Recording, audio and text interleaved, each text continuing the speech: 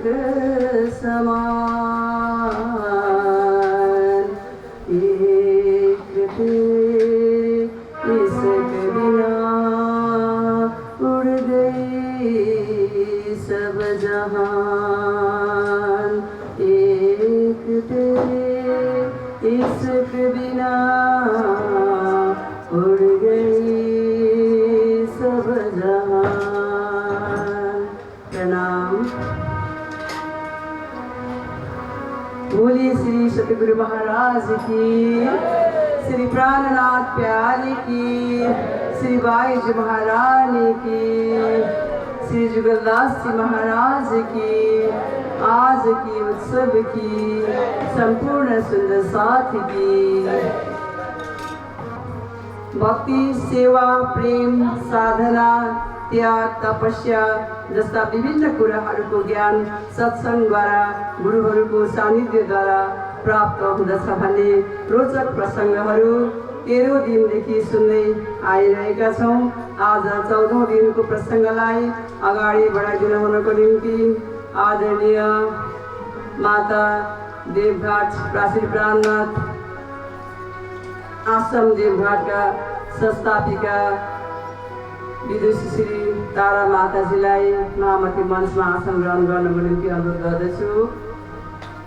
यसरी नै उपवासकको रूपमा रहनुहुने बाजीराज केन्द्रीय उपाध्यक्ष श्री उषा लामिछानेजीलाई आसन ग्रहण गर्नको निम्ति अनुरोध गर्दछु। र यस मन्दिरका शोभा सबैका प्यारा, सबैका मान्य व्यक्तित्व श्री गोमलदास जी महाराजजीलाई पनि यथास्थानमै आसन ग्रहण गर्नको निम्ति अनुरोध गर्दछु।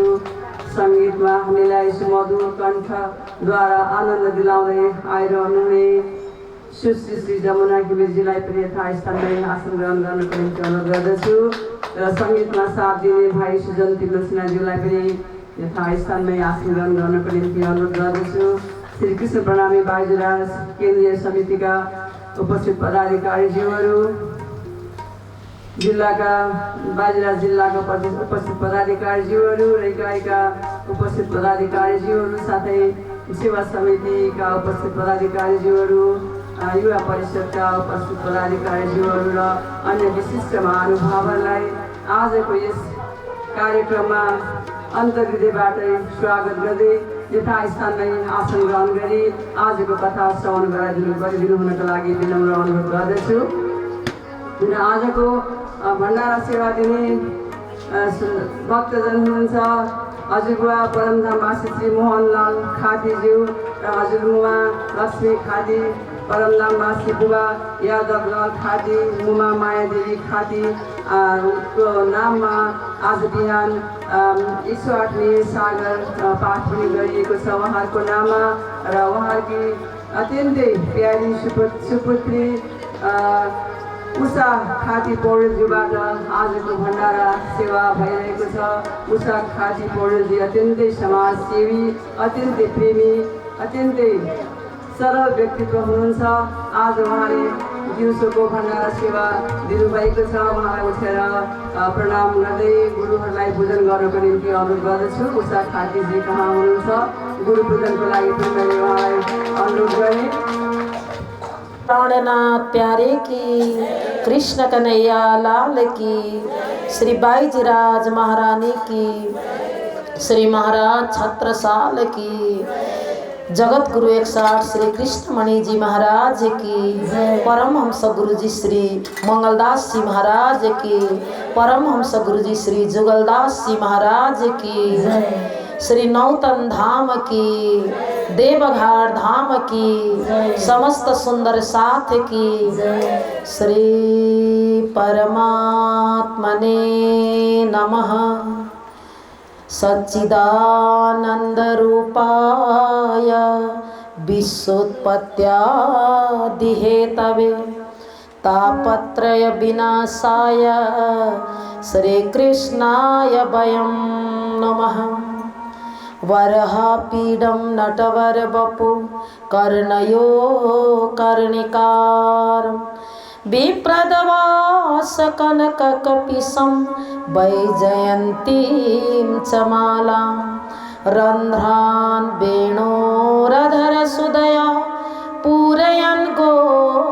वृन्दै वृन्दारण्यं स्वपदरमणं प्राविशद्गीतकीर्ति आनन्दकन्दं धनिदेवचन्द्रं ब्रजेशरूपेण पुरापि जातं प्रविश्य प्राप्तं प्रियप्राणनाथं परेशपूर्णं सततं नमामि ब्रह्मा प्रिया जागरणाय जात सर्वस्वपाता भवसिन्धुत्राता विज्ञानदाता निज धर्मधाता दिनैकबन्धो शरणं प्रपद्ये ब्रह्मानन्दं परमसुखदं केवलं द्वन्द्वातीतं गगनसदृशं तत्त्वमस्यादिलक्ष्यम् एकं नित्यं विमलमचलं सर्वदा साक्षिरूपं भावातीतं त्रिगुणरहितं सद्गुरुं नमामि। गुरुर्ब्रह्मा गुरुर्विष्णु गुरुर्देवो महेश्वर गुरुर्साक्षात् परब्रह्म तस्मै श्री गुरवे नमः। सदा महामति दायिने सन्मुख बाईजीराज नाम ले छत्रसाल का सिद्ध होवे सब काज सिद्ध होवे सबका। परम मंगलमय परात्पर अखिलेश्वर परब्रह्म परमात्मा सच्चिदानंद स्वरूप अक्षरातीत धामधनी को दिव्य स्वरूपलाई हृदयमा धारण गर्दै महामती लालदास प्रणीत श्रीमद् वितक साहेबलाई प्रणाम गर्दै यहाँ उपवाचकको रूपमा रहनुभएकी वितकको पाठमा संलग्न भएर अनवरत रूपमा पाठ गर्दै आउनुहुने बाईजीराज केन्द्रीय उपाध्यक्ष श्री उषा लामिछानेज्यू साथै यस मन्दिरका महन्तको रूपमा रहनुहुने परमहंस महाराजजी श्री कमलदास महाराजजी साथै हाम्रो बीचमा सङ्गीतमा साथ दिन आउनुहुने देवघाट धामकै संरक्षक माताजी जमुना घिम्रेज्यू तबलामा भाइ सुजत तिप्सिनाज्यू बाईजीराज केन्द्रीय समितिका अध्यक्ष श्री शारदा शर्मा पुडा सैनीज्यू र समितिका सम्पूर्ण पदाधिकारीज्यूहरू हाम्रो बीचमा श्री कृष्ण प्रणामी सेवा समितिका निवर्तमान अध्यक्षज्यू श्री श्याम केसीज्यू साथै आजका जुन मेलाकर्ता हुनुहुन्छ आदरणीय दिदी उहाँको नाम त मलाई याद भएन तर उहाँहरू खाती परिवारबाट हुनुहुँदो रहेछ। धेरै पुरानो प्रेमी अनि सेवाभावी परिवार हो।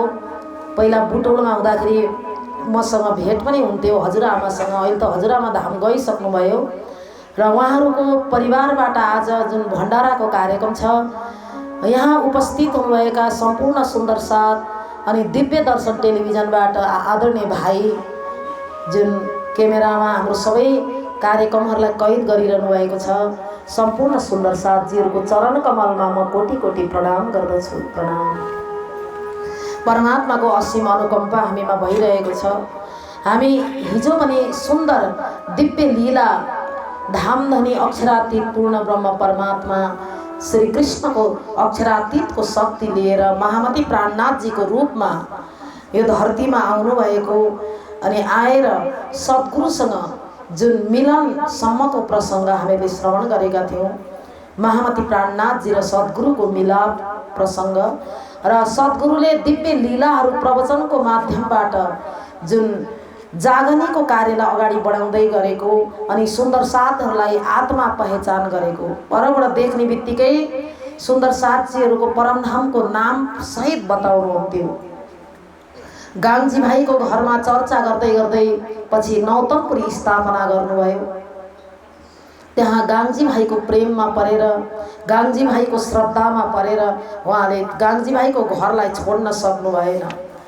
पछि धेरै चुग्लीखोरहरू आए, चुग्लीखोरहरूले आएर अनेक चुग्लीहरू लगाउन थाले। गाङ्जी भाइको घरमा यस्तो भइरहेको छ। एउटा गाङ्जी भाइ भनेका नगरका सेठ थिए। यसरी त्यहाँ नारी पुरुषहरू भेला भएर त्यही घरमा बस्छ। त्यहाँ सद्गुरु देवचन्द्र भन्नेले प्रवचन सुनाउँछन् भनेर चुग्लीहरू लाग्न थाले, अनेक शत्रुहरू। र सद्गुरु महाराजले विचार गर्नुभयो एउटा पीठको जुन स्थापना गर्नु पर्यो, घरमा बसेर भन्दा पीठको स्थापना गर्यो भने त्यो पछिसम्म सुन्दर साथीहरूलाई, पछि आउनेहरूलाई धामको रूपमा त्यसले ठुलो एउटा कार्य गरिरहेको हुन्छ। त्यसले गर्दा नौतनपुरीमा स्वयं सद्गुरु महाराजले स्थापना गरेको जुन धाम गादी हो, सबैभन्दा पहिला सद्गुरु महाराजले स्थापना गर्नुभएको।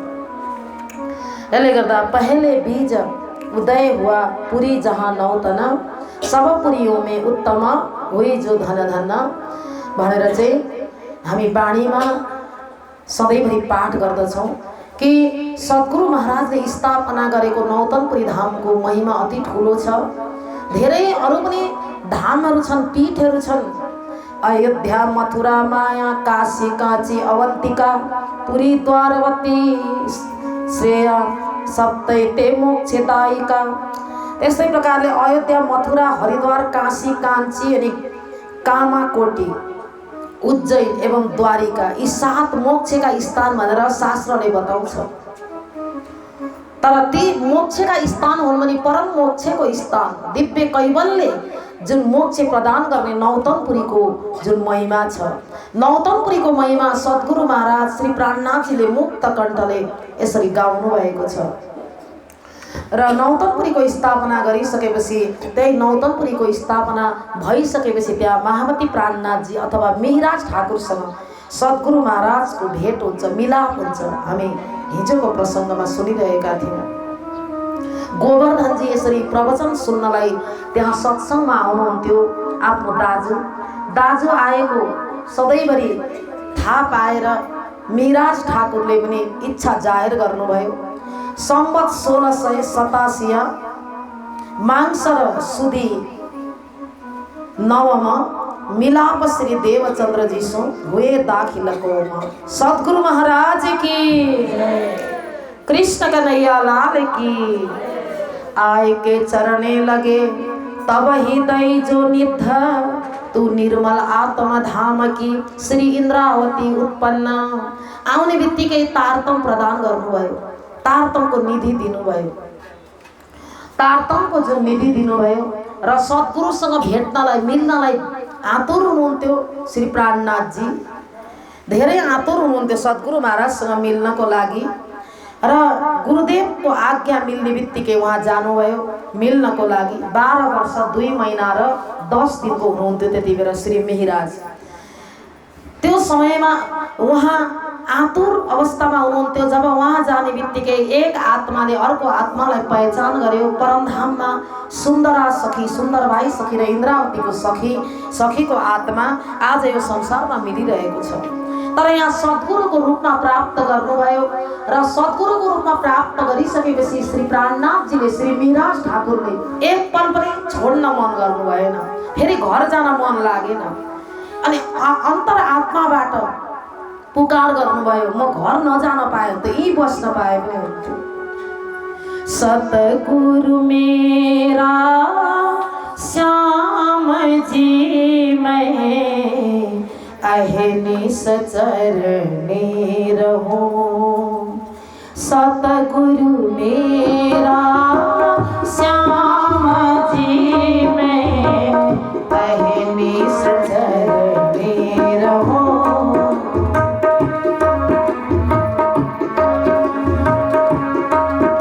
अहनिस शरणे रहूं, हरेक समय बिहान बेलुकी हजुरकै चरणमा रहन पाए। सनमन्द यहाँको होइन, सनमन्द कहाँको भन्दा परमधामको। सनमन्द मेरा सनमन्द मेरा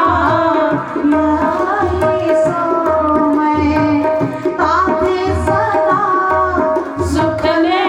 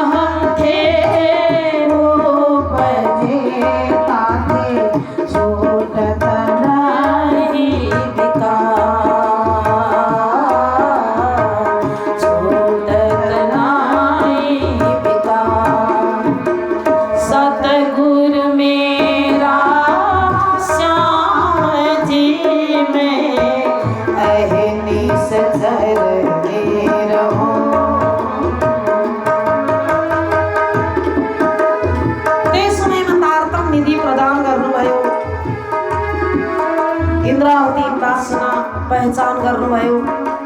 अनि हामी नै ब्रजमा खेलेका थियौँ, हामी नै रासमा पनि खेलेका थियौँ। हे इन्द्रावती, अहिले जागनेको ब्रह्माण्डमा हामी नै आएका छौँ।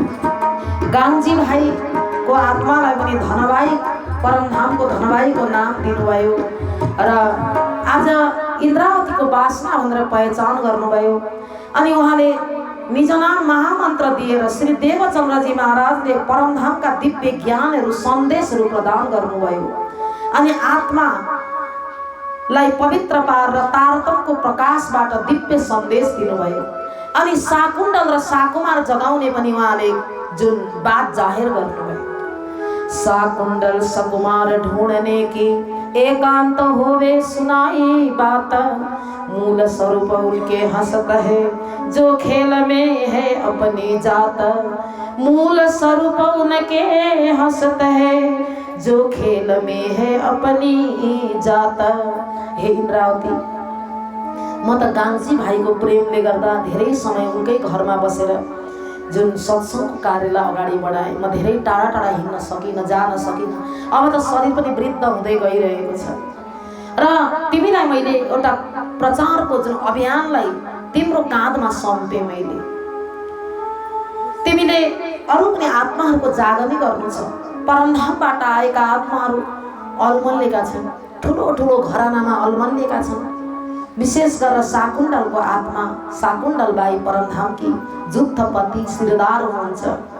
त्यस्तै प्रकारले सकुमार बाईको आत्मा, उहाँहरू पनि सिरदार दुईटी सखीहरू अहिले आएर अल्मलिरहनु भएको छ। धेरै सखीहरू परमधामका धेरै सखीहरू मायामा फँसिरहेका छन्, संसारमा फँसिरहेका छन्। चारैतिर यो संसारमा अनेक जातमा, अनेक वर्णमा, अनेक ठाउँमा परमधामबाट पठाउनु भएको छ। धामधनीले परमात्माले पठाउनु भएको छ। दुःखको खेल हेर्नको लागि यो संसारमा पठाउनु भएको छ। कोही गुजरातमा, कोही मारवाडमा, कोही आसाममा, कोही नेपालमा, कोही बिहारमा, कोही मणिपुरमा, कोही सिक्किममा, हरेक ठाउँमा। पिया मोहे कहेरा न बना कर टारी, राज मोहे कहेरा न बना कर टारी। हो पिया मोहे कहेरा न बना कर टारी, हो राज मोहे कहेरा न बना कर टारी। 4000 टारियों गुजरात में, 4000 टारियों गुजरात में, 300 रथ न्यारी, 300 रथ न्यारी। एक एक कर सत अबीर उज्जैन में, एक एक कर सत अबीर उज्जैन में, 200 मगध न्यारी। पिया मोहे कहेरा न बना कर टारी, ओ राज मोहे कहेरा न बना। कति रणवन माने हरेक देश विदेशमा चाहिँ पठाइदिनु भयो। जाओ खेल हेर्नलाई, तिमीहरूलाई यहाँ सुख धेर भयो, सुखमा मात्यौ तिमीहरू, अब दुःख हेर भनेर गुजरातमा सबभन्दा धेर ब्रह्म सृष्टिहरू आउनुभयो। 4000 जम्मा 12000 आत्मामा 4000 त गुजरातमा आउनुभयो। हेर्नुहोस्, त्यसले गर्दा गुजरातमै त्यत्रो पीठ बन्यो, नौतमपुरी पीठ। सद्गुरु श्री सुन्दर भाइ सद्गुरु पनि गुजरातमा आएर स्थापना गर्नुभयो। स्वयं धामधनी अक्षरातीत पूर्ण ब्रह्म परमात्माको शक्ति लिएर महामती प्राणनाथजी पनि गुजरातमा आउनुभयो। 4000 ब्रह्म आत्माहरूलाई गुजरातमा पठाइदिनु भयो। त्यस्तै गरेर कोही उज्जैनमा, कोही सोरठमा, कोही नेपालमा, हरेक ठाउँमा 100, 200, 1000 आदि 500 गरेर पठाउनु भयो। त्यसरी लुचाओ खेल हेर्न। तिमीहरूलाई संसारको दुःख हेर्न एकदमै आतुर छौ होइन, दुःखको खेल हेर्न। तिमीहरूलाई त मैले रासको पछि किञ्चित दुःख देखाएर परमधाम फर्काएको थिएँ, तर तिमीहरू अगाएन भनेर फेरि पठाउनु भयो, यहाँ पठाउनु भयो।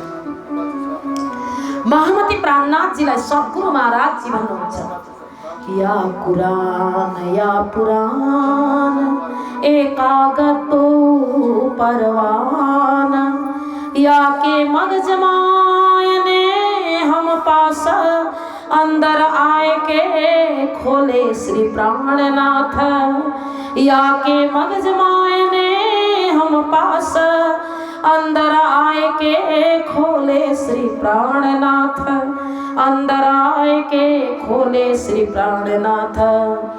वैदिक धर्मशास्त्रद्वारा पनि तिमीले धेरै खोज्नुपर्छ। वैदिक धर्मशास्त्रद्वारा ब्रह्म सृष्टिहरू कहाँ आएका छन्? वैदिक धर्मशास्त्रमा पनि साक्षी लेखेको छ परमधामको, ब्रह्म सृष्टिको आगमनको साक्षी लेखेको छ, वेदमा लेखेको छ, पुराणमा लेखेको छ, भागवतमा लेखेको छ, शास्त्रमा लेखेको छ। वैदिक शास्त्रमा मात्र नभएर मैले समय नभएर बाइबल पढ्न सकिनँ, कुरान पढ्न सकिनँ, मैले पुराणपट्टि खोजेँ। तिमीले कुरान पनि पढ्नु, बाइबल पनि पढ्नु, त्यहाँभित्र पनि परमधामका ब्रह्म सृष्टिको आगमनको साक्षीहरू शास्त्रमा दिएको हुन्छ, सबैतिर साक्षी दिएको हुन्छ। त्यसले गर्दा सबै शास्त्रहरूलाई पल्टाएर हेर्दा अति राम्रो हुन्छ भनेर सबै शास्त्रहरू पढ्ने जुन आदेश दिनुभयो महामती प्राणनाथजीलाई सद्गुरु महाराजले। त्यसले गर्दा वेद शास्त्र पुराण कुरान बाइबल आदिमा सबैतिर खोजी गर्नु भनेर परमधामका ब्रह्म सृष्टिहरूको आगमनको साक्षी चाहिँ त्यसरी दिएको छ शास्त्रमा। मैले परमधामको वासना परख गरेँ। खोजीबाई नाम गरेकी एउटी स्त्री थिइन्, वैदव्य जीवन बिताइरहेकी थिइन्। उहाँको श्रीमान छिट्टै धाम स्वर्गीय हुनुभएको थियो। वैदव्य जीवन बिताएकी उहाँ सधैँभरि चर्चामा आउनुहुन्थ्यो सद्गुरु देवचन्द्रजी महाराजको।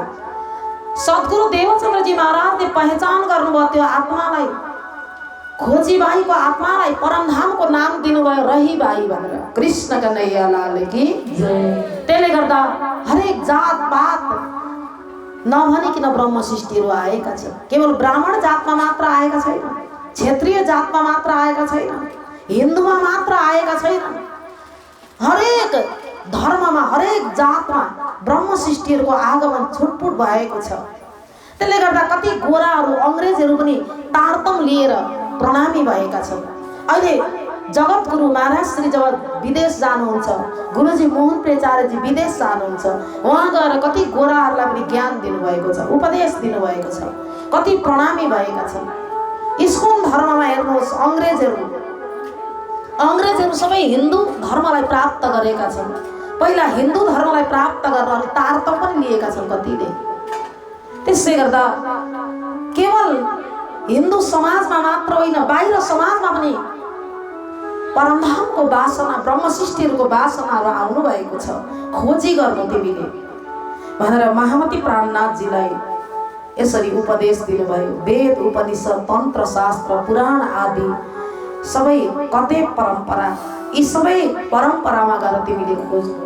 र नै निजानन्द सम्प्रदायमा आज महामती प्राणनाथजीले कति मार्फतीय ज्ञानहरू, कति भाषाहरू, त्यस्तै प्रकारका भाषाहरूमा जुन बाणी उत्रिएको छ। तर त्यो समयमा मुसलमानको दबदबा थियो। मुसलमान औरङ्गजेबले शासन गरिरहेको बेला महामती प्राणनाथजी आउनुभएको थियो। कतिपय मान्छेहरू भन्छन् अरू पनि अवतारी आए, तीर्थङ्करहरू आए, तर उनीहरूले जुन त्यो कुरानको भाषालाई धेरै महत्त्व दिएनन्। तर महामती प्राणनाथजीले मात्र किन दिनुभयो त? कति जुन शास्त्रकारहरू, कति अन्य सम्प्रदायकारहरूले प्रश्न गर्नुहुन्छ। यो प्रश्न मलाई पनि गरिरहनु भएको थियो देवघाटमा कति पण्डितजीहरूले। अरू पनि त अवतारी भए, अरू पनि तीर्थङ्कर भए, तर उनीहरूले किन यसलाई महत्त्व दिएनन्? तर कुरानलाई महत्त्व महामती प्राणनाथजीले मात्रै किन दिनुभयो भन्दा त्यो समयमा शासन थियो औरङ्गजेबको। जति बेला महामती प्राणनाथजी आउनुभएको थियो, अरू अवतारीहरू पनि त्यो समयमा आएका थिए, तर उनीहरू आफ्नै स्थानमा बसेर धर्मको प्रचार गरे। महामती प्राणनाथजी देश विदेशमा पैदल यात्रा गरेर प्रचार गर्दै हिँड्दा कति हिन्दूहरूको टुपी काटेको, जनै काटेको देख्नुभयो। अनि कर तिर्न नसक्दा जबरजस्ती मुसलमान बनाउने त्यो एउटा दबदबा थियो। त्यो त अकबरको पालादेखि नै थियो र अकबरले कति कुराहरू अकबर राजाले रोकेका थिए। उनले अन्तिममा गएर हिन्दूकै छोरी विवाह गरेर उनले रोक्न सफल भए, तर पछि गएर औरङ्गजेबले त्यसलाई नै फेरि अगाडि बढाए र औरङ्गजेबले जसले जुन कर तिर्न सक्दैन ऊ चाहिँ फेरि मुसलमान बन्नुपर्ने, जबरजस्ती मुसलमान बन्नुपर्ने। र महामती प्राणनाथजीले कुरानमा यो कहाँनिर लेखेको छ, कुरानलाई पल्टाउनु भयो के कुरानमा यसरी यस्तो अत्याचार गर्नु भनेको छ भनेर कुरानबाट नै जवाब दिनु पर्यो। हिन्दूको शास्त्र सुन्न मान्दैन थियो औरङ्गजेब, हिन्दूको बोली हिन्दूको भाषा सुन्न नमान्दा महामती प्राणनाथजीले कुरानकै भाषाबाट, उसकै भाषाबाट जवाब दिनुभयो। जुदे जुदे भेष अनेक जिन कोई झगड़ो आप में धनी सबों का है, जुदे जुदे नामे गावही जुदे जुदे भेष अनेक जिन कोई झगड़ो आप में धनी सबों का एक भनेर महामती प्राणनाथजीले हरेक अलग अलग भाषामा सबैजना तिनै ब्रह्मलाई पुकारिरहेका छन्। जुदे जुदे अलग अलग भाषामा नामे गावही नाम गाउँछन्, कसैले अल्लाह भन्छन्, कसैले गड भन्छन्, कसैले ईश्वर भन्छन्। महामती प्राणनाथजीले मात्र होइन, महात्मा गान्धीले पनि पछि महामती प्राणनाथजीको सन्देशलाई पढेर सुनेर उहाँले पनि ईश्वर अल्लाह तेरो नाम सबको सम्मति दे भगवान भनेर ईश्वर अल्लाह तेरो नाम भनेर उहाँले पनि सन्देश अगाडि बढाउनु भएको थियो। र महामती प्राणनाथजीले जिन कोही झगडो आप में धनी सबोका एक धनी हुनुहुन्छ, एक मालिक हुनुहुन्छ, परमात्मा एक हुनुहुन्छ, ईश्वर भने पनि अल्लाह भने पनि गड भने पनि ब्रह्म एउटै हुनुहुन्छ, एको ब्रह्म द्वितीयो नास्ति भनेर महामती प्राणनाथजीले यसरी सम्झाउँदै हिँड्नु भएको थियो। आज यही कुरा प्राणनाथजी सद्गुरु महाराजलाई बताइरहनु भएको छ। सम्प्रदायको खेचातानी त्यति बेला सद्गुरु महाराजले देखिरहनु भएको थियो। वैष्णवहरूले भन्थे हामी उत्तम हो, अनि शैवीहरूले भन्थे हामी उत्तम हो, सनातन मार्गीहरूले भन्थे हामी उत्तम हो, हरेक सम्प्रदायहरूले सन्यासीहरूले भन्थे हामी उत्तम हो। को चाहिँ उत्तम हो? महामती प्राणनाथजीले सबलाई वैष्णव जनहरूलाई पनि उपदेश दिनुभएको थियो। हो भाइ मेरे वैष्णव कहिए वाको, हो भाई मेरे वैष्णव कहिए वाको, निर्मल जाके आत्मा, निर्मल जाके आत्मा, नीच कर्म के निकट न जाए रे, नीच कर्म के निकट न जाए रे, जाए पहचान भई पार ब्रह्म, जाए पहचान भई पार ब्रह्म, ओ भाई मेरे वैष्णव कहिए वाको। बाहिरको वेशभूषा मात्रै वैष्णव हुँदैन, कण्ठी लगाएर मात्र वैष्णव हुँदैन, लामो टुप्पी पालेर मात्रै वैष्णव हिँड्दैन, अनि चन्दन लगाएर मात्र वैष्णव हिँड्दैन। वैष्णव भनेको त बाहिरको रङले वैष्णव होइन, अन्तरात्मालाई वैष्णव बनाऊ, सम्पूर्ण अङ्गहरूलाई बसमा राखेर, इन्द्रियहरूलाई बसमा राखेर परमात्माको भक्ति गर्नु, अनि निज कर्मको छेउमा पनि नजानु, सबैलाई दयाको भावमा दया गर्नु, सबैलाई बराबरी सम्झेर दया गर्नु। सबभित्र परमात्माको एउटै अंश छ, ईश्वर अंश जीव अविनाशी, तुलसीदास भन्नुहुन्छ जीवको भित्र ईश्वरको अंश छ, त्यो आत्मा ईश्वरको अंश हो भन्नु नै वैष्णव हो। सम्प्रदायमा बहुत खेचातानी थियो त्यति बेला, त्यो समयमा बहुत दबदबा थियो, सम्प्रदायको बीचमा लडाई अहिले पनि छ। अहिले पनि देवीका भक्तहरू विष्णुलाई मान्दैनन्, विष्णुका भक्तहरू शिवलाई मान्दैनन्, शिवका भक्तहरूले विष्णुलाई नमान्ने, यस्तो खेचातानी कृष्णका भक्तले रामलाई नमान्ने, रामका भक्तले कृष्णलाई नमान्ने अहिले पनि छ खेचातानी। एकपल्ट एकजना सेठजीले एउटा धेरै जमिन दिएर यहाँनिर ठुलो एउटा मन्दिर बनाउनु, यस्तो मन्दिर हो सबैजना आउन सकुन् भनेर एउटा सेठले जमिन दिएछन्। 15-20 बिघा जमिन चाहिँ 20 बिघा जति जमिन यहाँ एकदम राम्रो ठुलो तीर्थ होस्, सबैले यहाँ शिर झुकाउन सकुन्, सबैजना मिलेर चाहिँ यहाँनिर एउटा मन्दिर बनाउनु, तेरो मेरो भेदभाव नराख्नु भनेर सेठजीले जमिन दिए। एकदम राम्रो ठाउँमा जमिन दिएका रहेछन्। तर जमिन दिएको 10 वर्ष पछाडि पनि झोडी उत्तिकै छ, केही बनेको छैन। 10-15 वर्ष बित्यो। एक दिन सेठजीले आएर सोध्नु भएछ त्यहाँको समाजलाई, मैले यत्रो जमिन दिएँ, यत्रो लगभग 20 बिघा जमिन छ यहाँ सबैको तीर्थ बनोस् भनेर दिएको, तर तिमीहरूले बनाएन, किन बनाएन भन्दा सबैजना मिटिङ बस्दा रहेछन् आज, अनि रामको मन्दिर बनाउने भन्दा रहेछन्, अनि शिव भक्तहरू भन्दा रहेछन् रामको बनाउने भने हामीलाई चाहिएन, हामीलाई त शिव मन्दिर चाहियो। अनि शिव मन्दिर बनाउने भन्दा राम भक्तहरू भन्दा रहेछन् हामीलाई त रामको मन्दिर चाहियो। कृष्णको मन्दिर बनाउने भन्दा देवी भक्तहरू भन्दा रहेछन् हामीलाई देवीको मन्दिर चाहियो, हामीलाई देवीकै तीर्थ बनाउनु पर्यो। एक आपसमा खेचातानी भएछ। त्यहाँ त्यत्तिकै मिटिङ बस्दै छोड्दै 15 वर्ष बितिसकेछ। अनि सेठजीलाई यही कुरा सुनाए। सेठजी आएर त्यहाँनिर विशाल ठुलो एउटा सिनेमा घर बनाइदिनु भएछ। सिनेमा घर बनाइसकेपछि जब त्यसको उद्घाटनमा सबैजना त्यहाँ आएर त्यो सिनेमा हेर्नको लागि त्यहाँ शैवी पनि आएका थिए, शाक्त पनि आएका थिए, वैष्णव पनि आएका थिए, कृष्ण भक्तहरू पनि आएका थिए, के हिन्दू के मुसलमान सब जातहरू त्यहाँ आएका थिए सिनेमा घर बनाउँदा। त्यसले गर्दा कलियुगमा सिनेमा घरलाई नै मन्दिर मानेका हुन्छन्। मन्दिरमा मान्छेहरू एकदम कम्ती हुन्छ, सिनेमा घरमा भिड हुन्छ। त्यस्तो कलियुगको दुष्प्रभावले गर्दा आज लडाईँ झगडा आदि सम्प्रदायमा खिचातानी भइरहेको छ। महामती प्राणनाथजीले एउटै ब्रह्म हुनुहुन्छ, एउटै ब्रह्म परमात्मा सच्चिदानन्द स्वरूप हुनुहुन्छ र ती परमात्मालाई हृदयमा राखेर सम्पूर्ण देवी देवताहरूलाई सम्मान गर्नु, सबै देवी देवताहरूलाई मान्नु, इज्जत गर्नु र जप गर्नु, भजन गर्नु पूर्ण ब्रह्म परमात्माको भनेर एउटा सन्देश दिएर जानुभयो महामती प्राणनाथजी। वेदो खिलो धर्म मूलम, वेदले पनि मूल धर्म पूर्ण ब्रह्म परमात्मालाई मान्नु भनेर चाहिँ वेदले पनि भन्यो। अनेक साधनाहरू गर्ने साधनाहरू गरिरहेका छन्। अनेक धर्म सम्प्रदायहरू आएर आफ्नो आफ्नो धर्मलाई अगाडि बढाइरहेका छन्, तर ब्रह्मलाई चिन्न धेरै गाह्रो भइरहेको बेलामा महामती प्राणनाथजीले हिन्दूलाई मात्र होइन आज मुसलमानहरूको दबदबामा आएर उनीहरू महामती प्राणनाथजीले हिन्दूमाथि अत्याचार भइरहेको बेलामा धर्म युद्ध लड्नु भएको थियो। त्यो समयमा सद्गुरु महाराजले महामती प्राणनाथजीलाई यो उपदेश दिनुभएको थियो। यस्तो प्रकारले अब सद्गुरु महाराजको चर्चा सुन्न दिन दिन जान थाल्नुभयो महामती प्राणनाथजी।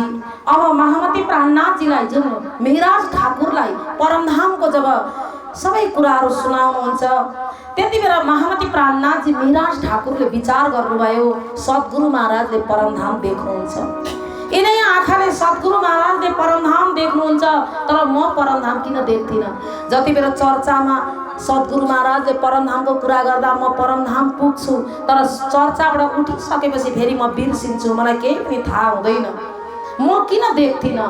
एकदमै आकारलाई कमजोर बनाएर, शरीरलाई कमजोर बनाएर अब अन्नलाई एकदमै घटाउन थाल्नुभयो महामती प्राणनाथजीले अथवा मिहिराज ठाकुरले। आफ्नो शरीरलाई घटाउन थाल्नुभयो। केवल अन्न थोरै मात्र तौलेर 1 पैसा भर भनेर चाहिँ लालदासजी महाराज भन्नुभएको छ। 1 पैसा भर अन्न खानुहुन्थ्यो अनि दालको पानी मात्र पिएर त्यसरी शरीरलाई एकदमै कष्ट दिनुभयो, कष्ट कसनी दिनुभयो। कसनी दिएर चाहिँ अन्तर आत्मालाई शुद्ध बनाउने एउटा कला। अहिले पनि साधकहरूले शरीरलाई कसनी दिएर चाहिँ आत्मा शुद्ध बनाउनुहुन्छ। गुरुजी मङ्गलदासजी महाराजले दुबोको रस खाएर कति वर्षसम्म कुटीमा तपस्या गरेको प्रसङ्गहरू हामी सुन्छौँ। अनि कुटीमा त्यो कुटीको मुनि साधना गर्ने ठाउँमा बसेर तपस्या गर्नुहुन्थ्यो गुरुजी। केवल दुबोको रस मात्र खानुहुन्थ्यो। शरीरलाई एकदम शिथिल बनाएर एकदम दुब्लो पातलो बनाएर अनि परमात्माको जुन दर्शन साक्षात्कार गरिसकेपछि उहाँले थोरै मात्र अन्न अनि त्यो अन्नमा के गर्नुहुन्थ्यो भन्दा निमको तेल सिसीमा बोकेर हिँड्नुहुन्थ्यो अनि त्यो निमको तेल त्यसमा मिसाइदिनुहुन्थ्यो स्वादबाट वञ्चित हुनको लागि। जिब्रोलाई यति काबु बनाएर साधकहरूले साधना गरेका हुन्छन्।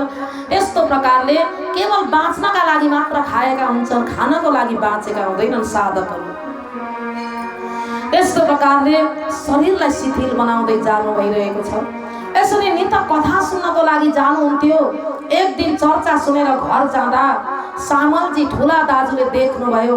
ठुला दाजु पनि त्यहाँनिर एउटा जुन केही नोकरी गर्नुहुन्थ्यो, मन्त्री पदमा नभए पनि आफ्नो पिताजी केशव ठाकुर त मन्त्री पदमा हुनुहुन्थ्यो, तर एउटा कुनै काममा चाहिँ मन्त्रालयमा अल्झिनु भएको थियो।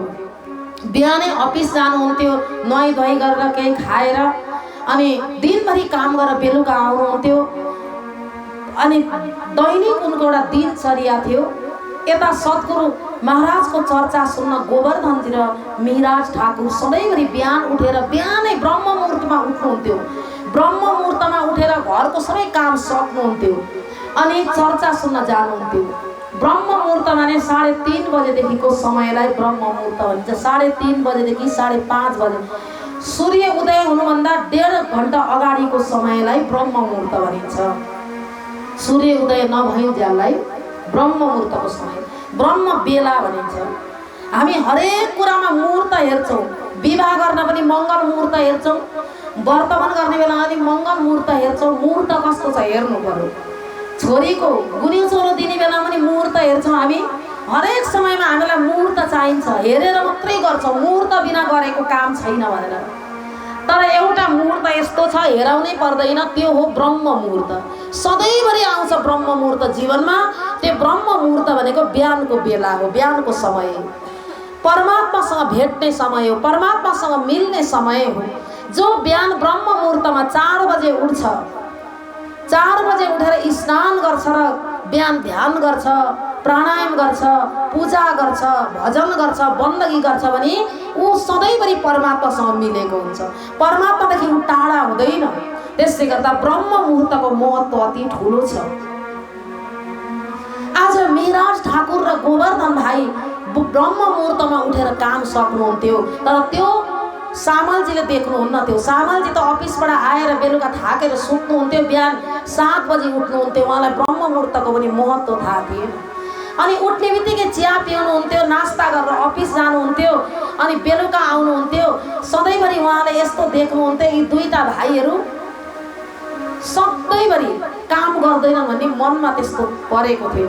तर आफ्नो काम गरिसक्नु भएको हुन्थ्यो, उहाँहरूले पहिले बिहानै गरिसक्नु भएको हुन्छ। बिहान जति छिटो उठ्यो त्यति धेरै काम हुन्छ। एक दिन बिहान उठ्न ढिलो गर्यो, सधैँ छिटो उठ्ने मान्छे भने कतिवटा काम बितेको हुन्छ आफै विचार गर्नुहोस् त। एक दिन अल्छी गरेर 1 घण्टा पछाडि उठ्यो भने आरती पनि भ्याइँदैन। घरमा त अब आफैले आरती गर्नुपर्छ, गर्नेहरूले अरूले गर्दछन् आरती, तर त्यहाँ जान भ्याइँदैन। मन्दिरमा बस्नेहरूले ब्रह्म मुहुर्तमा उठेन भने बिहानको मङ्गल आरती भ्याउँदैन। अनि मङ्गल आरती जसले भ्याउँदैन मन्दिरमा बस्नेहरूले भने उसले जुन मुठी दाना खाएको हुन्छ नि मन्दिरमा दिएको, त्यो हरामको दाना हो। कृष्ण कन्हैया लाल की, त्यसलाई हरामको दाना भनिन्छ। त्यसले बुद्धि भ्रष्ट पार्छ। र बिहानको ब्रह्म मुहुर्तमा जो मङ्गल आरतीमा उठ्दैन, जो पूजामा सामेल हुँदैन, जो जप गर्दैन, माला जप्दैन, जो परमात्माको पाठ गर्दैन भने अनि नगरिकन ऊ एकैचोटि चुलामा भोजन गर्न जान्छ भने दुनियाँले दिएको मुठी दान त्यसै त दिँदैनन्। मुठी दान त्यसै त कसैले पनि दान गर्दैन, यहाँ भोजन गराउँदैन। आफ्नो दशाग्रह ल्याएर मन्दिरमा सबै चढाउनुहुन्छ। के भन्नुहुन्छ भने मेरा छोराको रोग निको होस्, मेरी छोरीको बाहिर जाने काम पुरा होस्, मेरो श्रीमानलाई रोग लागेको निको होस्, मलाई पनि दशाग्रह लागेको निको होस् भनेर भण्डारा दिएका हुन्छन्। अनि त्यो ल्याएर अब उहाँहरू दिनुहुन्छ, त्यो पकाएर अब सबैलाई खुवाइन्छ। अनि खाने जतिले परमात्माको नाम जपेन, आजको जसको भण्डारा छ, आजको भण्डारा गर्नेहरूको नाममा हामी जय भनेर जयकार लाउँदा उहाँको भण्डारा दिनलाई जान्छ। अनि हामी ताली बजाएर भजन गाउँदा उहाँलाई जान्छ। जसको हामीले खान्छौँ नि, जसको खाएका छौँ नि हामीले, उसलाई जान्छ। हामीले जयकार लगाएको, हामीले कथा सुनेको, हामीले भजन गरेको। त्यसले गर्दा यो भण्डारा दिनु वर्षमा एकपल्ट के हो भन्दा फाइदा कमाउनु, फाइदा लुट्नु, यो बुझेको हुँदैन। त्यसले गर्दा आज सामलजीलाई यो कुरा थाहा छैन ब्रह्म मुहूर्त के हो। एक दिन कथा सुनेर बिहान 7 बजी मन्दिर जानुभयो, ब्रह्म मुहूर्तमा उठेर सबै सकेर 8 बजी उहाँ कथा सुरु हुन्थ्यो, 1 घन्टा कथा हुन्थ्यो। अनि कथा सकेर 9 बजी 9:30 बजी लगभग फर्किनु हुँदै थियो घरमा। त्यति बेला नुहाउनको लागि जानु हुँदै रहेछ। सामलजी देख्नुभयो, ओहो यिनीहरू निकम्मा रहेछन्, यिनीहरू खालि त्यो देवचन्द्रकोमा जान्छ जहिले पनि। यति बेला आउँदैछन्, काम छैन, धन्दा छैन, केही पनि यिनीहरूलाई काम धन्दा केही छैन। अनि खाने बेलामा यिनीहरू आउँछन्। यिनीहरूको यो गुरु पनि कस्तो, यसलाई त यहाँ गाउँबाटै निकालिदिनुपर्छ होला। 1 नम्बर गङ्गाजी भाइ हुन्, अनि दोस्रोमा यिनीहरूको गुरु भनेर गुरुलाई गाली गरे। त्यही बेला गुरुको निन्दा सुन्नु अपराध हो। जो शिष्य हुन्छ परम शिष्य, उसले गुरुको निन्दालाई सुन्न सक्दैन। गुरुको निन्दा गरेको देखेर के गर्नुभयो, गोवर्धन र मिराज ठाकुरले एउटा लाठो लिएर दाजुलाई खेदाउनु भयो। के भनिस् अरे, हामीलाई गाली गर्दा केही हुँदैन, हामी गाली गरेर सहन गर्न सक्छौँ, तर हाम्रा सद्गुरुलाई गाली गर्ने भनेर एउटा लट्ठी लिएर 2 भाइले खेदाए। ऊ एक्लै छ, अब मार्ने परे भनेर दौडेर गएर आफ्नो आमालाई गएर चाहिँ आमालाई पक्रिन्छ र आमाको पछाडि गएर लुक्छन्। त्यति बेला सामलजीले आमाले लुकाउनुहुन्छ अनि लुकाएर जोगाउनुहुन्छ। त्यही समयमा हल्ला भइरहेको बेलामा बेलुका केशव ठाकुर आउनुभयो आफ्नो कामबाट, यस्तै भइरहेको थियो। अनि यो सबै कुराहरू केशव ठाकुरले सोध्नुभयो। के भयो भन्दा यस्तो यस्तो भयो। ओहो यहाँ ठुलो गडबड भयो। अब दाजुभाइमा झगडा सबभन्दा नराम्रो हो। अब दाजुभाइको मेलमिलाप गराउनु पर्छ भनेर गोवर्धन र मिराज ठाकुरलाई बोलाएर, हे मिराज ठाकुर, हे मिराज, हे गोवर्धन, तिमीहरू यहाँ नजिकै श्यामजीको मन्दिर छ, तिमीहरूका गुरु सद्गुरु देवचन्द्रले पनि कथा सुनेको ठाउँ हो। तिमीहरूका गुरुले पनि स्वयं कथा सुनेको ठाउँ हो भने तिमीहरू चाहिँ किन त्यति टाढा जान्छौ? तिमीहरू त्यहाँ जाऊ कथा सुन्नको लागि श्यामजीको मन्दिरमा। अनि दाजुको पनि चित्त बुझ्छ, घरको काम पनि तिमीहरू सबै भ्याउँदछौ, तिमीहरू त्यहाँ जाऊ। ठिक छ पिताजी, हामी जान त जान्छौँ त्यहाँ, तर हाम्रो चित्त बुझाउनु पर्यो। हामीहरूले भनेको कुरा जवाब दिनु पर्यो। त्यो गुरुले अवश्य दिनुहुन्छ। लु हिँड, म लिएर जान्छु तिमीहरूलाई। केशव भट्टजीले लिएर जानुभयो, केशव ठाकुरजीले लिएर जानुभयो श्यामजीको मन्दिरमा। त्यहाँ भट्टजी, कान्छी भट्टले कथा भनिरहनु भएको थियो, गएर प्रणाम गर्नुभयो। अनि कान्छी भट्टले भागवतको चर्चा गरिरहनु भएको थियो। त्यति बेला केशव ठाकुरजीले भन्नुभयो, हे गुरुदेव, आज मेरा 2टा छोरा हजुरकोमा आएका छन्। यी 2टा छोराहरूले केही सोध्न चाहन्छन्। यदि हजुरले चित्त बुझाउनु भयो भने सधैँभरिका श्रोता हुने मेरा छोरा हजुरका श्रोता हुन्। हजुरले चित्त बुझाउनु भयो। ठिक छ, उहाँहरूको प्रश्न के हो? प्रश्न गर्नुभयो गोवर्धनजी र मिराजले, हे भट्टजी, हे गुरुदेव, कति गुण छन्? गुण कतिवटा छन् भन्दा 3 गुण छन्। सत रज तम 3 गुण। 3 गुणदेखि चौथो गुण छैन संसारमा। अनि तत्त्व कति छन्? तत्त्व पनि 5 तत्त्व। 5 तत्त्वदेखि 6वां तत्त्व छैन।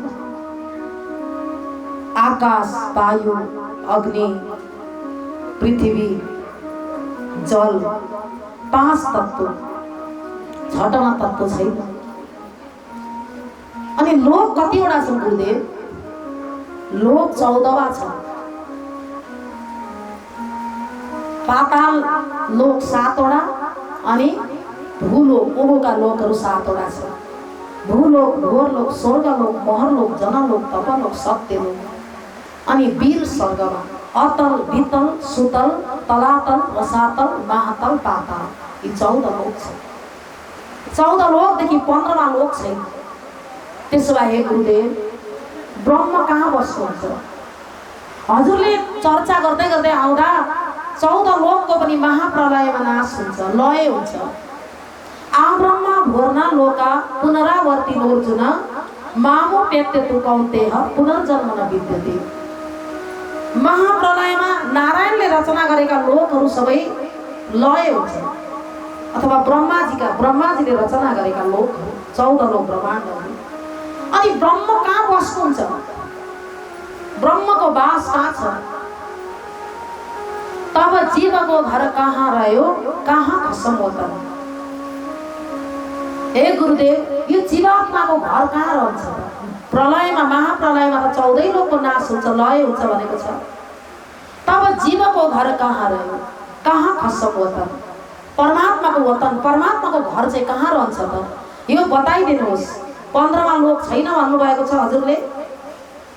क्षीर सागरमा अक्षय वटको जुन अक्षय वटमा क्षीर सागरमा चाहिँ अंगुष्ठ मात्रामा चाहिँ रहनुहुन्छ, ब्रह्म रहनुहुन्छ। अनि त्यो अक्षय वट कहाँ छ? क्षीर सागर कहाँ छ? के क्षीर सागर 14 लोक ब्रह्माण्ड भित्र पर्छ कि त्यहाँभन्दा माथि पर्छ? अब जवाब दिन सकेन। अघि 15मा लोक छैन भनेका छन्, अहिले अखण्ड परमात्मा चाहिँ क्षीर सागरमा रहनुहुन्छ भन्छ। क्षीर सागर कहाँ छ त? 14मा लोकमा छ कि 15मा लोकमा? ब्रह्मको त लय नै हुँदैन, नाशै हुँदैन। कहाँ छ त भन्दा तब भट्टकी सुध बुध गई कहे ए जवाब ब्रह्म से ना हुए। यो कस्तो जवाब, तपाईहरुको कस्तो प्रश्न, यो त ब्रह्माजीले पनि दिन सक्दैन। त्यति बेला केशव ठाकुरलाई यस्तो मनमा आयो, हो मेरा छोराहरू धेरै गहिरो ज्ञानमा पुगिसकेका रहेछ। मैले साधारण सम्झिन्थे, तर यिनीहरू त कहाँको कुरा गरिरहेका छन्, ब्रह्मधामको कुरा।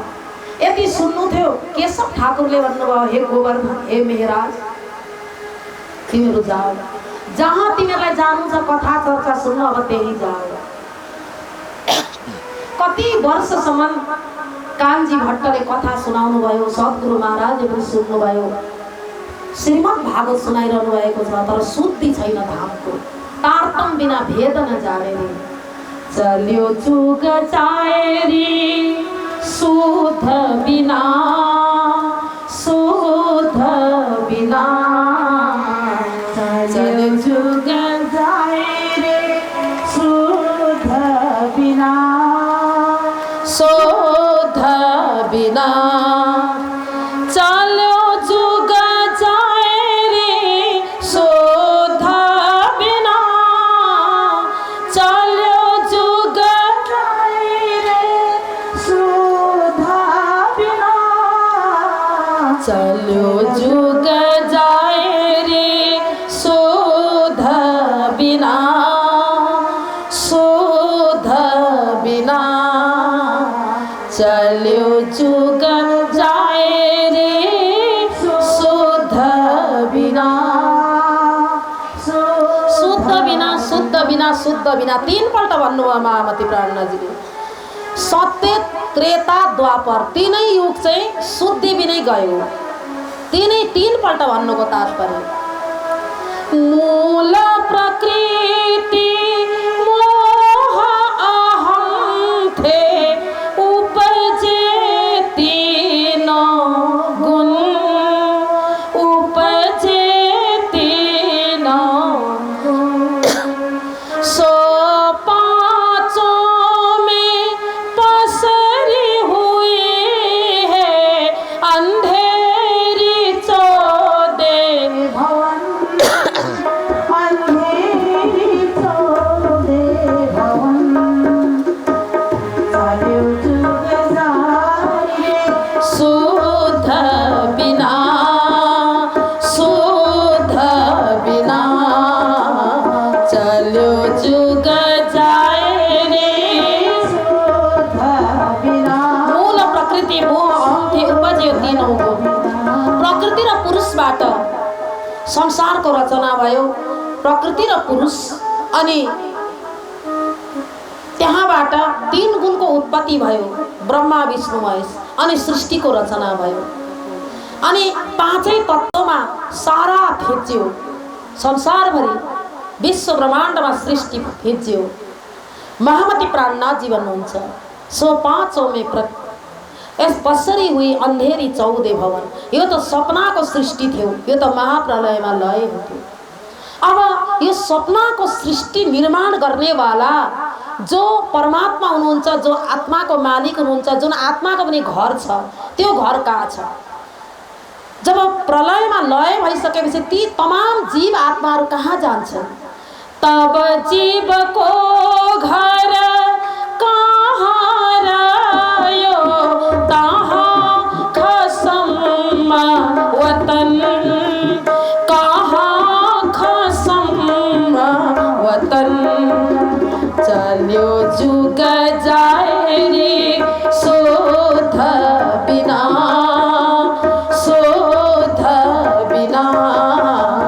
चल्यो जुग जाए रे कहाँ खसम वतन परमात्मा को घर कहाँ छ। यी सबै कुराहरू कान्छी भट्टलाई केही पनि थाहा थिएन तारतम बिना भेद नजाने रे। त्यसले गर्दा तारतम ज्ञान हाथ कर लिनु क्षीर नीरको निर्णय किनु सद्गुरुको चर्चामा पुग्नु भयो गोवर्धन भाइ र अनि मिहिराज ठाकुर दुवैजना वहाँ गएर सद्गुरुलाई सबै कुराहरू बताउनु भयो। हामीले 5 तत्त्व 3 गुण अनि 14 लोक ब्रह्माण्डको विषयमा प्रश्न गर्यौं अनि 15मा लोक छैन भनेर भन्नुभयो भट्टजीले। हे गुरुदेव त्यसले गर्दा हामीलाई चित्त बुझेन उहाँको चर्चा। सद्गुरुले भन्नुभयो हे मिहिराज हे गोवर्धन तारतम ज्ञान बिना यो भेद खुल्दैन। त्यो समयमा सद्गुरुको जय जयकार गर्दै सद्गुरुको पुकार गर्नुभयो दुवैजनाले जय जय सतगुरु आरती तेरी जय जय सतगुरु आरती तेरी निर्मल दृष्टि करी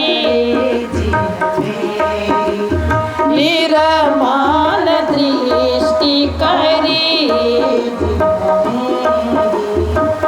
तारतम ज्ञान हाथ कर लीन हो तारतम ज्ञान हाथ कर लीन क्षीर नीर को निर्णय माया सद्गुरु बार बार वन्दना गर्दछौँ। आज तारतम जुन ज्ञान थिएन भने हामी पनि त्यसरी नै हद्दकै संसारमा भुलिरहन्थ्यौँ। हामीलाई बेहद भूमिको ज्ञान तारतमको ज्ञानबाट प्रदान भयो हजुरको जुन ज्ञानबाट हामी हजुरलाई बार बार वन्दना गर्दछौँ बार बार आरती गर्दछौँ। हामी बेलुकाका समयमा आरती गाउँछौँ निजानन्द सम्प्रदायमा सद्गुरुको आरती गाउँछौँ। त्यस्ता सद्गुरु जसले हामीलाई हद्द भूमिदेखि बेहद भूमिको जुन ज्ञान दिनुभयो आज कसैले नदिएको ज्ञान तारतम ज्ञानको महत्त्व अति ठुलो छ। त्यसले गर्दा जो तारतममा डुबेको छ जसले बुझेको छ राम्रोसँगले तारतम ज्ञानको महत्त्व भने उसमा दुईटा धार हुन्छ। प्रणामी पैनी छुरी तारतमको धार तारतमको धार रूपी छुरी बोकेको हुन्छ प्रणामीले। 14 लोक पावे नहीं प्रणामी को पार 14 लोक ब्रह्माण्डका हरेक मान्छेहरूलाई प्रणामीले उपदेश दिन सक्छन्। तारतम ज्ञानको असली रहस्य थाहा भएपछि पन्ना धाममा ठुला एउटा भट्टाचार्य महामती प्राणनाथजीसँग चर्चा गर्न जाँदा साना साना कन्याहरूले बाटैमा रोकिदिनु भएको थियो। न ईश्वर न मूल प्रकृति तातिन कि कहूँ आपा बीती निज लीला ब्रह्म बाल चरित्र जाकी इच्छा मूल प्रकृत नैन की पाओ पल में इशारत कई कोट ब्रह्माण्ड उपजत खपत। यस्ता जुन चर्चा जब सुनिसकेपछि ती कन्याहरूका मुखबाट 5 कन्याका मुखबाट भट्टजीको सुधबुध गयो। भागवतका प्रकाण्ड विद्वान धेरै थेली किताबहरू लिएर प्राणनाथजीलाई भेट्न गएका थिए। म शास्त्रार्थ गर्छु भनेर न ईश्वर न मूल प्रकृति जति बेला ईश्वरको उत्पत्ति भएको थिएन जति बेला मूल प्रकृतिको उत्पत्ति भएको थिएन त्यो समयमा एउटै ब्रह्म हुनुहुन्थ्यो, परमात्मा हुनुहुन्थ्यो। यस्ता कुरा ती बालिकाहरूले गर्दा आश्चर्य लाग्यो। त्यसले गर्दा श्रीकृष्ण प्रणामी धर्म यति गहिरो धर्म हो, यसलाई प्रचार प्रसारमा आज कस्तो प्रकारले लाने हो। हामीहरूले यो प्रचार प्रसारको विषयमा गहिरिएर यदि हामीले सोच्यौँ र हामीहरूले त्यस्ता विद्वानहरू आज त्यसरी नै निकाल्यौँ भने प्रणामी धर्मको महत्त्व धेरै बढेर जान्छ। सर्वधर्म को छोड़कर एक धर्म ग्रहे सार, श्री कृष्ण प्रणामी धर्म में सर्वधर्म विस्तार। गुरुजी मंगलदास जी महाराजले सानो पुस्तकमा लेख्नु भएको छ। प्रणामी धर्म, श्री कृष्ण प्रणामी धर्मलाई प्रचार प्रसारमा अगाडि बढाउन धेरै धेरै योगदान थियो पहिला पहिलाका गुरुजनहरूको। परमहंस गुरुजी श्री जुगलदास जी महाराज, जसले आफ्नो शरीरलाई यति दुःख कष्ट कसनी दिएर यो जिल्लामा काठमाडौँ मात्र होइन हरेक नेपालमा उहाँको ठुलो योगदान थियो। उहाँले यति धर्म प्रचार गर्नुभयो र उहाँको दर्शन मैले त गर्न पाइनँ, तर उहाँको इतिहास अहिले खोज्दाखेरि उहाँको इतिहासमा हेर्दा उहाँले यो धर्मलाई प्रचार गर्न उहाँले वाणी र शास्त्र दुईटैलाई लिएर हिँड्नु भएको थियो।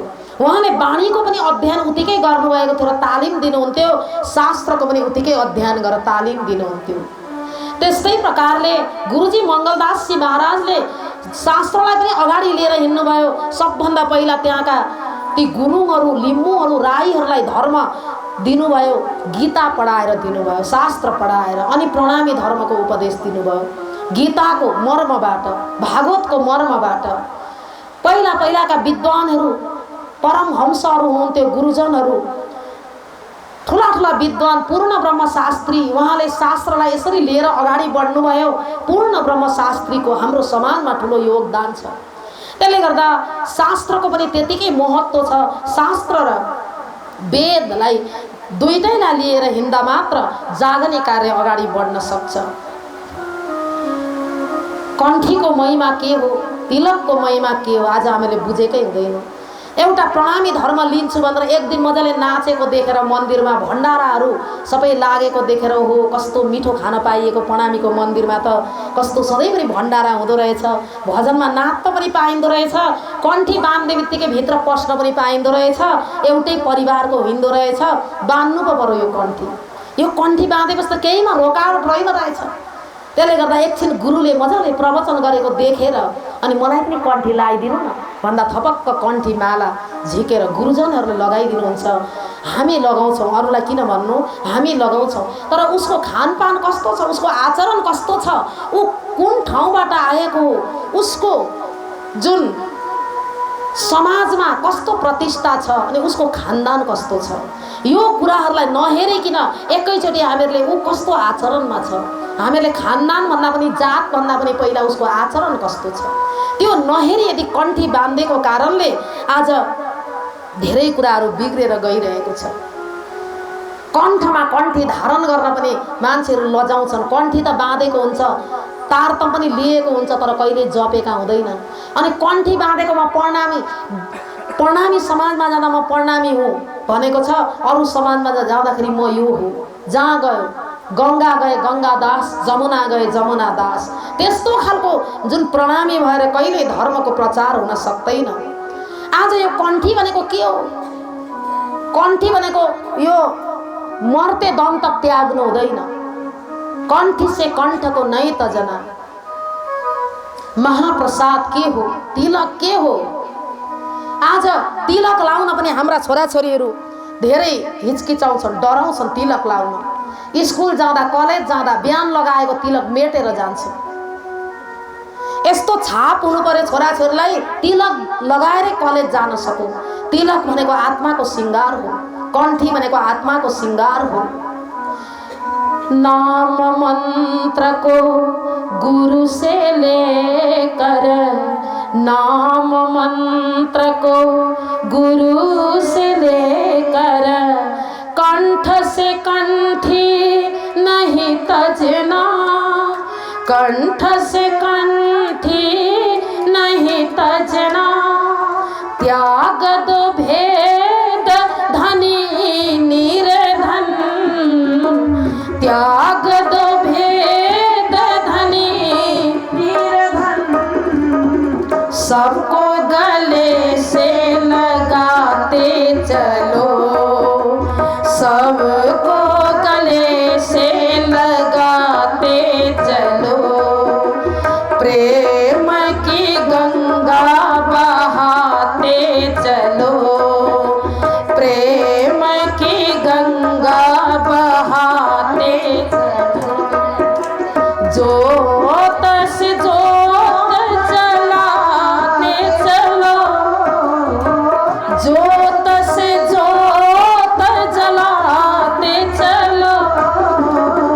प्रेम की गंगा बहाते चलो, प्रेम की गंगा बहाते चलो।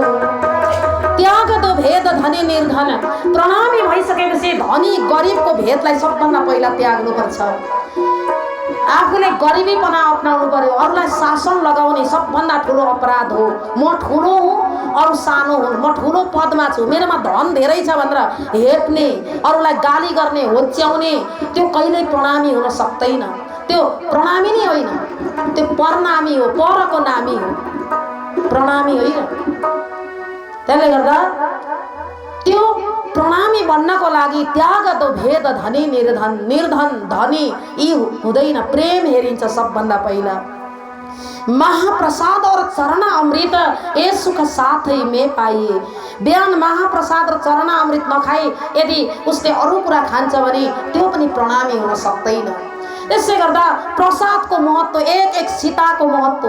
प्रसाद भनेको यहाँ परमात्मालाई चढाएको मात्र होइन, उ त्यो भण्डाराको प्रसाद पनि फ्याँक्नु हुँदैन।